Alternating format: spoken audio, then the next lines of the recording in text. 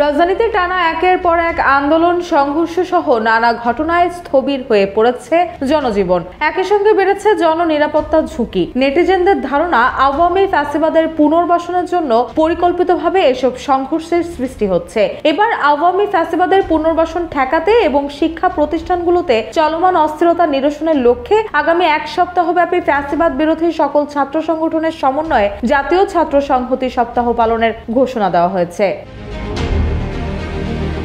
সোমবার রাতে রাজধানীর বাংলা মোটরে বৈষম্য বিরোধী ছাত্র আন্দোলন আয়োজিত অন্যান্য সকল ছাত্র সংগঠনের সঙ্গে জরুরি বৈঠক শেষে এই ঘোষণা দেন আহ্বায়ক হাসনাত আব্দুল্লাহ। তিনি বলেন, আমরা গেল কয়েকদিন যাবৎ দেখছি আওয়ামী ফ্যাসিবাদের পুনর্বাসনে নানা ষড়যন্ত্র চলছে। এমনকি একই সময়ে বিভিন্ন প্রাতিষ্ঠানিক আন্দোলন শুরু হয়েছে। ছাত্র পরিচয়ে লুঙ্গি পরা ব্যক্তিরাও এসে শিক্ষার্থীদের পিটাচ্ছে, যাদেরকে যে কেউ দেখলেই বুঝতে সক্ষম তারা কারা। Double million offer, Walton fridge কিনে পেতে পারেন 20 লক্ষ টাকা, রয়েছে কোটি কোটি টাকার নিশ্চিত উপহার। হাসনাত আরো বলেন, আমরা দেখেছি রিকশা চালকদের আন্দোলনেও ছাত্রলীগ উস্কানি দিয়েছে এবং সহিংস পরিস্থিতি তৈরির চেষ্টা করেছে। তাই আজকে আমরা সকল ছাত্র সংগঠন একমত হয়েছে যে আগামী এক সপ্তাহ আমরা জাতীয় ছাত্র সংহতি সপ্তাহ পালন করব। তিনি বলেন, আওয়ামী ফ্যাসিবাদের পুনর্বাসন ঠেকাতে এবং প্রাতিষ্ঠানিক মেলবন্ধন অক্ষুণ্ণ রাখতেই আমরা সপ্তাহব্যাপী এই কর্মসূচি পালনের সিদ্ধান্ত নিয়েছি। আওয়ামী লীগের পুনর্বাসন প্রশ্নে ফ্যাসিবাদ বিরোধী প্রতিটি রাজনৈতিক দল এবং ছাত্র সংগঠন এখন থেকে জিরো টলারেন্স নীতি অবলম্বন করবে, অর্থাৎ কোনো ফরম্যাটেই আওয়ামী লীগকে আর পুনর্বাসনের সুযোগ দেওয়া হবে না।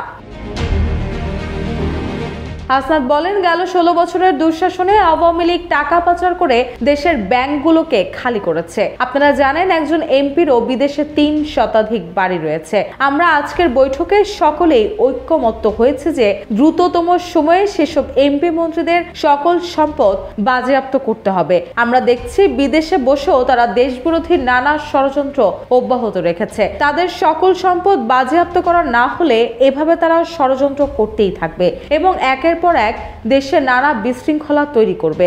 তাই আমরা সরকারের কাছে দাবি জানাই, দ্রুততম সময়ের মধ্যে তাদের সম্পদ বাজেয়াপ্ত করার ব্যবস্থা নিতে হবে।